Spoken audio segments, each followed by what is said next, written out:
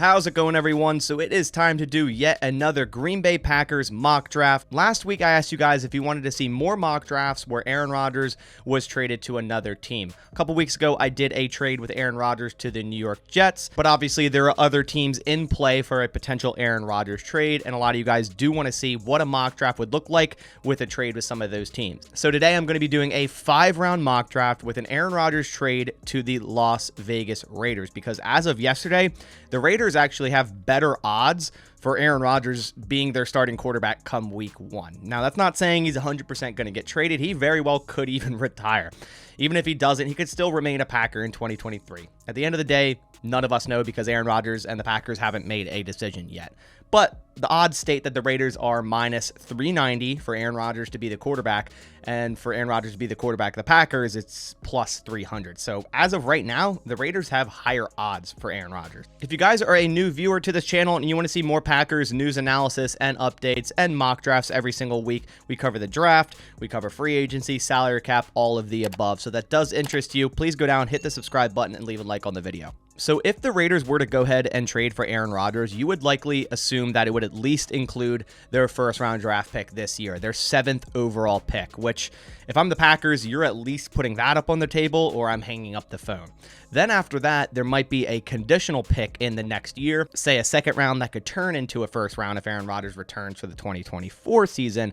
And then also, would they give more from this year, either a second rounder or a third rounder? And then there's also the possibility of a couple players being included that as well. But we don't really know Aaron Rodgers' real trade value. None of us know that. So really all we can do is speculate, but you would assume the Packers would at least want, 2 higher draft picks, including the one from this year, that 7th overall draft pick, for them to even consider doing it. So if we bring up the trade screen here, we see we have Aaron Rodgers being traded from the Packers. I'm including the 171 comp pick to swap with their 143 here, but we're getting back pick number 7, pick number 38, which I think is really, really good value. And then we're also adding in a second round from next year. Now, something that could be done is, instead of, say, a second round next year or a second round this year, they could try to go after someone like Darren Waller, who I think his value is right around that second to third round. But the one problem I have with this is, if they were to trade for Darren Waller, he would have a $12.5 million cap hit in 2023. And if they were to trade Aaron Rodgers pre-June 1st, which is what this would be because it's before the draft, his cap hit would be even higher, moving from $31 million to $40 million against the cap. So the Packers are going to be still in a cap situation going into this next season through this next offseason. So for them to trade away Aaron Rodgers, have to eat more money this year, and then also add a player at $12.5 million, an older aging tight end. I think he's almost 31 years old. And if you're going to move on to Jordan Love, do you really want to surround him with aging talent that's going to cost you a lot of money? I highly doubt it. But if he is included in the trade package for certain reasons, I understand. But for this sake, I'm not going to include Darren Waller. We're going to keep it just as it is here. We're going to be trading Aaron Rodgers, the 171, for pick 7, pick 38, pick 143, and a second round next year. Now, obviously, the next year picks in this mock don't really matter because it's a 1-year mock draft. So it's not too important what we get from them next year. We're just trying to articulate what it may look like. So with that trade accepted, now the Packers have a lot of draft capital early in this draft. They have pick 7 and also pick 15. If they were to trade with the Raiders, I'm not exactly sure they'd trade up even further, because a lot of teams are going to select quarterbacks, or teams are going to trade up to select quarterbacks. There could even be 3 to 4 quarterbacks taken before this pick 7. And if that happens, that means a lot of the other talent is going to fall to Green Bay at 7. So for this mock draft, we're going to run it through to pick 7, see who's available, see if we could potentially, get a steal here, or maybe even trade down. All right, so the first 7 picks, we have Jalen Carter going number 1 to the Bears, Will Levis, quarterback, going to the Texans, Brian Breezy going to the Cardinals. Don't know if he's going to be that high in this draft, but hey, we've seen crazier things happen. Bryce Young, the second quarterback off the board, to the Colts, Miles Murphy to the Seattle Seahawks, and Tyree Wilson to the Lions. So if you're not noticing already, Will Anderson fell to our pick at 7. So there's not going to be much, conversation here if you're the Green Bay Packers. You're going to run that card up, and you're going to draft Will Anderson here. Yes, CJ Stroud's on the board. I highly doubt they would do that. I'm definitely not going to do it. We didn't expect the Jordan Love pick 3 years ago, but if they're moving on from Aaron Rodgers, paying $40 million for him to move on to Jordan Love, who you've been grooming for 3 years, I would be really surprised if they took CJ Stroud, even if he's available here at number 7. Paris Johnson's an intriguing prospect, but there's no way you can turn down Will Anderson here. If either him, Tyree Wilson, or Myles Murphy is available, I say you run that card up at pick number 7. The Packers have an extreme need at edge rusher, and Will Anderson is the best edge rusher here. So obviously things can change. There's a lot of time between now and the draft, but as it sits right now, Will Anderson should be picked before Myles Murphy and Tyree Wilson. But like I said, it's the draft. A lot of things do change and anything can happen. If Will Anderson's sitting here at pick 7, that's an easy pick for me. He's 6'4", 243 pounds, 207 pressures in his career at Alabama, and this dude just puts up numbers. Now, a lot of people say, oh, because he's on the Alabama defense, but no, this guy is definitely really, really good. 83.6 grade last year with 14 sacks and 42 hurries. He had 15 sacks the year before and 56 hurries, and the year before that, 8 sacks, an 85.8 pass rush grade, an 86.7 run defense grade, a 20.3 pass rush win rate, and a 6.6 run stop rate. I would be super, super ecstatic if the Packers traded with the Raiders and were able to snag Will Anderson at pick 7 and still have another first rounder pick 15. That would be, a dream scenario here. So for this pick, we're doing it. We're drafting Will Anderson Jr., edge out of Alabama at pick 7. Now, we stayed put at pick 15. The other picks to follow: Will Anderson, Anthony Richardson, next quarterback off the board to the Falcons, CJ Stroud after Anthony Richardson. Don't see that happening. Christian Gonzalez, the first cornerback off the board to the Eagles at 10. Quindell Johnson to the Titans at 11. Paris Johnson to the Texans at 12. Peter Skoronski at 13. And Brian Branch at 14. So now we're sitting here at pick 15. And Devin Witherspoon is still on the board. I expect him to go before Christian Gonzalez. They're kind of like 1A and 1B for me. They're the top 2 cornerbacks. Clearly, I like Witherspoon a little bit better. So if he's sitting here at 15, I mean, that's best player available, and pairing him with someone like Jair Alexander, I think you could really build up this defense. Now, this cornerback isn't a crazy need for the Packers, but if you're sitting here at 15 and you already got Will Anderson and Devin Witherspoon sitting here, I mean, man, you are building a dangerous defense around the future of Jordan Love or whoever the quarterback may be. Whoever that is, you're going to want to pair them with a very dangerous and good defense. And by adding Will Anderson and Devin Witherspoon would be crazy here. Michael Mayer's still on the board. Don't think he's really worth it at 15. I've been back and forth on him. Just don't think he's worth it here at 15. Bijan Robinson, hey, if the Packers were to trade Aaron Jones, I wouldn't be mad at that. Zay Flowers and Jackson Smith and Jigba. That's another, pick we could do here. We could go with Zay Flowers, who I would love in this Packers offense. Same with Jackson Smith and Jigba. I think there's a lot of other wide receiver talent in the second round. Parker Washington, Jalin Hyatt, who Jalin Hyatt may even slip into the top of the or back end of the first round as well. There's also Jordan Addison, who likely will also go in the first round here. But this is a no-brainer for me, just like the Will Anderson pick. A lot of the times with the mocks, I really try to go for need. And a lot of the time, the Packers are a BPA team, the best player available. At least they were with Ted Thompson, and I would like to think Gutekunst is a similar, drafts in a similar way. And if you're looking at Devin Witherspoon, I mean, this guy is so good. 6 foot, 180 pounds, an absolute killer season last year with a 92.0 PFF grade.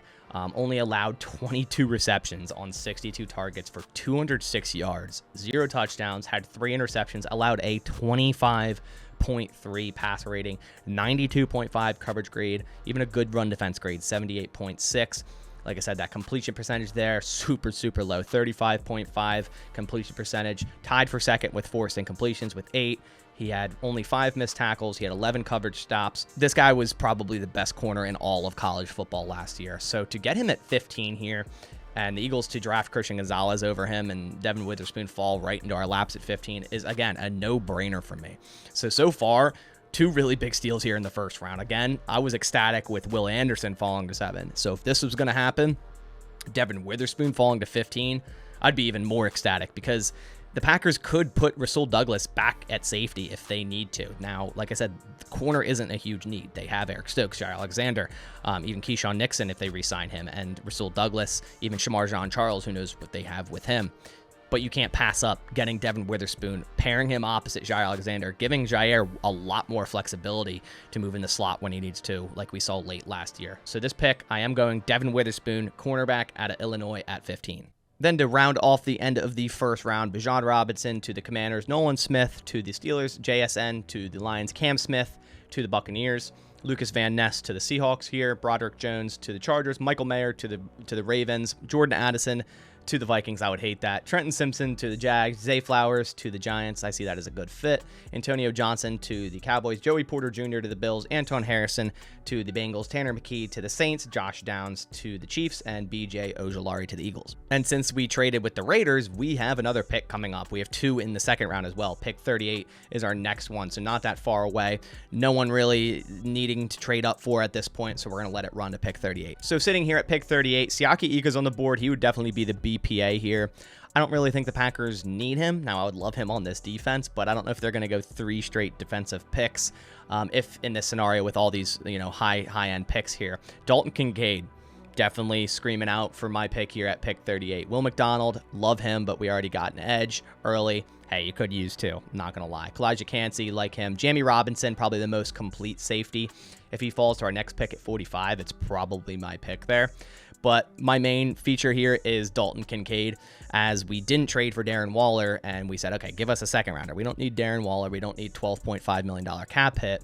So with that second rounder, drafting a big athletic target like Dalton Kincaid, 6'4", 240 pounds. This dude is practically a wide receiver and a tight end. You're not going to draft him for his blocking ability, but he's at least serviceable in that regard. And he had a really nice season last year at Utah, a 90.2 PFF grade, 70 receptions, 890 yards, and 8 touchdowns. Also had 510 yards last year.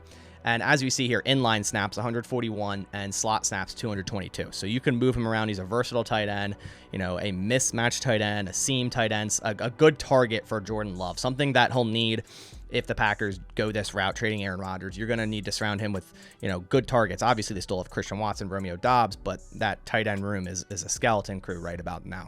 Only 2 drops, very low drop rate, 2.8%, 2.42 yards per route run, and a really good 50% contested catch rate. He was 6th for tight ends in deep yards with 187, and tied for 7th in contested catches with 9. So with this pick, I am going to do it. I'm going to switch back to the offensive side since we got 2 really, really good defenders in the first round. We're going to go offense in the second round. It has never hurt the Packers to pick up a receiving option in the second round. We're going to go Dalton Kincaid, tight end out of Utah. Now we are here at pick 45, and Jamie Robinson is still on the board. I said if he's here, I'd pick him, but I'm having second thoughts. Darnell Wright would be a really nice pick here to get another tackle on this team. Tank Dell, I do like, and he's been very impressive, but I just don't know if he's this type of receiver the Packers would draft. Extremely small, extremely light. They usually don't draft those kind of guys. Darnell Washington, hey, we already got Dalton Kincaid. You could draft this guy here, but I doubt they do back-to-back tight ends in the second round. JL Skinner, another safety here. But just like the rest of the draft, this has actually fallen pretty perfectly to what I think the Packers should do. Jamie Robinson is going to be my pick here at pick 45. He is the most complete safety, all-around safety in this draft class, in my opinion. 5'11", 203. As we see here, 80.1 grade last year, 73.9 grade in 2021, 65 tackles this year, 58 tackles last year, a 78.0 coverage grade, an 80.1 run defense grade, a 16% forced incompletion rate. He played a lot of different things over his career here. As we see, slot, he played 402 snaps in 2020, 358 in 2021, was mainly a deep safety last year, 352 snaps, but also played a lot of box snaps. This dude can do it all, and he is probably the most complete safety in terms of a deep safety, which the Packers have a desperate need at. Adrian Amos, Rudy Ford, those are 2 guys that are impending free agents. Now, we got Devin Witherspoon, so you could, drop back Rasul Douglas, but you still want young talent in that safety room. A guy that you bring into the room, and he can do it all. He can, play the slot if you need him to. He can play in the box. He can play deep, and he can do a good job at all 3. And that's exactly what Jamie Robinson is. He's probably the most pro-ready safety as well in this class. So it's an easy pick for me with the need the Packers have and what we already selected with the first 3 picks. So with this pick at pick 45, we're going Jammie Robinson, safety out of Florida State. So I stopped it here at the top of the 3rd round. Now we do pick at pick 78, which is only 13 picks away, but I feel the player I'm trying to target will be gone. So I'm going to try to trade with the Houston Texans here, giving them pick 78 and also 151. Remember, we got that 143 from Las Vegas, so we're not really losing too much here considering the trade we made with the Raiders. We're moving up, trading our other 5th round here and keeping the Vegas one. It has a 52% chance to be accepted. So we'll go ahead and offer that trade there, and they will accept it. And you'll see him at the top of the board. Well, second to top, Jalin Hyatt.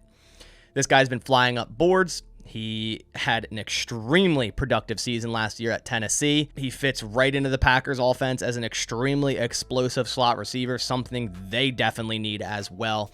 I see him definitely going in the round 2, if not top of the 1st round. As I said earlier, things can change. We're far way away from the draft, but as this mock draft sits, him being here at 65, that is, again, a no-brainer to me. Honestly, I'm very pleased with how this mock draft has fallen into my hands with, Will Anderson, Devin Witherspoon, Jammie Robinson, Dalton Kincaid, and now Jalin Hyatt. If the Packers' first 5 picks were those 5 guys, and of course, we don't know what's going to happen until these guys get into the NFL and what they do, but in terms of projection, I like all 5 of these guys a lot and how they, would fit into the Packers football team. Hyatt 6'1", 180 pounds, a 77.4 grade in 2022. He had 67 receptions, 1,267 yards, and 15 touchdowns. Yes, 15 touchdowns. Even a really high, and I mean really high, contested catch rate, 60%. Really high yards per route run, 3.27. Pretty bang average drop rate, 6.9% with only 5 drops. Deep yards, he was tied for 3rd with 633.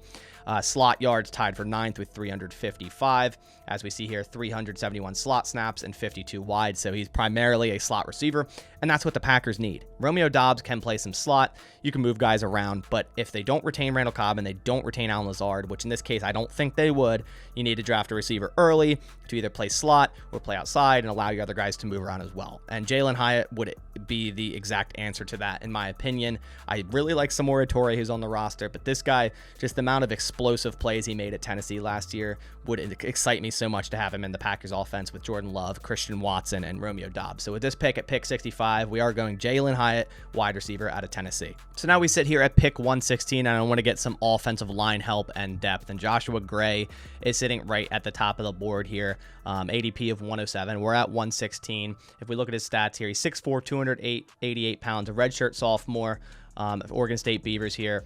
As we see, a 79.4 PFF grade in 2022. He allowed 0 sacks. Last 2 years, he allowed 2 sacks apiece. We see the last 3 years he played all left tackle, but I think he could easily be a right tackle in this league. He's a tremendous second level, ferocious run blocker. And that's what I think the Packers need at right tackle. We see a run block grade here at 85.3, lower pass block grade at 62.4. But overall, I just think he would be a nice depth swing tackle to have. I feel like a lot of the Packers' depth tackles are good at left tackle, and they're forced to play right tackle. Where this guy, yes, he played left tackle at Oregon State. I think he kind of projects more to be a right tackle in the NFL. And that's exactly what I want here. And in the 4th round, I really like this pick. Death, taxes, and the Packers drafting an offensive lineman in the 4th round. I'm going to keep that going, and I think Joshua Gray would be an excellent pick here in the 4th round. So with this pick at 116, we are going tackle Joshua Gray, Oregon State. So for this last pick in this 5-round mock draft at pick 143, I have my eyes on adding yet another safety to this roster because I think the Packers should draft 2 safeties in this draft. And if it's Jammie Robinson and Quindell Johnson, I'm happy with that draft haul. Quindell Johnson out of Memphis, again, is another versatile guy that can play a lot of different roles. 6'1", 195 pounds. As we see over his career, he played more deep snaps in 2021 and 2020. Also box snaps, but he played a lot of slot this year. 282 snaps, but he played some box, he played some deep. He played mostly deep this year. But like I said, he's versatile, kind of like Jammie Robinson. Be really nice to have as your star role.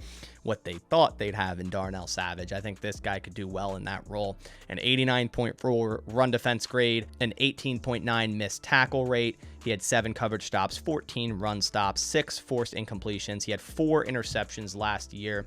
And as we see, a total of 69 tackles and 18 missed. Last year, 80 tackles, 11 missed. The year before that, 69 tackles and 8 missed. So I would like to add another safety. in this draft, in this mock draft, and Quindell Johnson kind of fits that mold, having, multiple guys that can do multiple things, but also play really well as a deep safety when you need them to. So this pick, I am going Quindell Johnson, safety out of Memphis, to round off this mock draft. All right, so that about does it for this 5-round mock draft with an Aaron Rodgers trade to the Las Vegas Raiders, as they have the highest odds right now for Aaron Rodgers to be their starting quarterback week 1, higher than the Green Bay Packers. That wasn't the case the last 2 years. The Packers always had the highest odds, so it's pretty crazy to see that now. So we traded Aaron Rodgers in a 5th round, and we received pick 7, pick 38. We swapped 5ths, and a 2nd round next year. We didn't go for Darren Waller. It would just be too expensive for his cap hit, and it didn't really make much sense for the future of the team. Will Anderson fell to pick 7. Not saying this is going to happen, but if it does, the Packers, they should run that card up. They don't take a second thought if they're picking at 7 and Will Anderson is there. You run that card up. You don't even look at who else is on the board. You pick Will Anderson. This guy was a monster at Alabama. He had production every single year, and last year was the best. The Packers have an extreme needed edge, and I think Will Anderson would really, really help that room. Who knows when Rashawn Gary will be back. Preston Smith's getting older. I like the promise in Kingsley and Agbari, but adding someone like Will Anderson to this group would make that front 7 really ferocious. And then Devin Witherspoon falling to pick 15. Another really, really good pick, in my opinion. If he's there at 15, you probably run that card up too. If you land Will Anderson and Devin Witherspoon in the top 15, 2 picks, I think you did really, really well. And not that the Packers have a huge need at corner, like I said earlier, but imagine pairing this guy, probably the best cornerback in college last year, with Jair Alexander and all the other talent in that cornerback room. Then Dalton Kincaid at pick 38. We didn't trade for Darren Waller, so why not, with that 2nd round pick that likely would have replaced, get a tight end? Someone like Dalton Kincaid with a lot of promise, a really nice receiving threat. An inline guy, a slot guy, not a crazy blocker, but you don't really need him for that. The Packers have been missing a tight end like him, and Jordan Love would likely need someone like him in this offense. Then our second round pick, we go Jammie Robinson, in my opinion, the most complete safety, and the Packers need exactly that. Not much more to say about that. Pick 3, we traded up with the Texans, giving them a 5th round and swapping thirds, 65 for 78, and going up and grabbing Jalin Hyatt. Don't think he'll be there in round 3, but in this mock draft he was, so I went up, traded up, and got a receiver, a really explosive slot receiver, something the Packers need, and I really like him. I think he sneaks, high into the 2nd round, maybe even late in the 1st round when it's all said and done, when it's draft night. So I really like that pick there. Then we go with a depth tackle in the 4th round, Joshua Gray. Played all 3 last years at Oregon State at left tackle, but I think he projects to be a nice run mauler right tackle in the NFL, and that's what I think the Packers need. So got him here at pick 116. Then to round it off, we go with another safety, Quindell Johnson, a really solid run defense safety, can play deep, can play in the box, can play in the slot, had 4 interceptions last year. I like adding multiple safeties in this draft, so adding Quindell Johnson and Jammie Robinson, I'd be happy about that. But that about does it for this mock draft. Hope you guys enjoyed this one. Wanted to give you guys a little bit of insight of what this maybe would look like if the Packers do end up trading Aaron Rodgers to the Las Vegas Raiders. Obviously, Devontae Adams is trying to bring him over there. James Jones is trying to bring him over there, but Aaron Rodgers still hasn't decided if he even wants to play football anymore. But we'll see what happens. If you did enjoy this mock draft, please leave a comment down below. If there were picks you wanted other players other than the ones I drafted, also leave that down in the comments below. But I'll catch you on the next one. Thanks for watching, and as always, go Pack Go.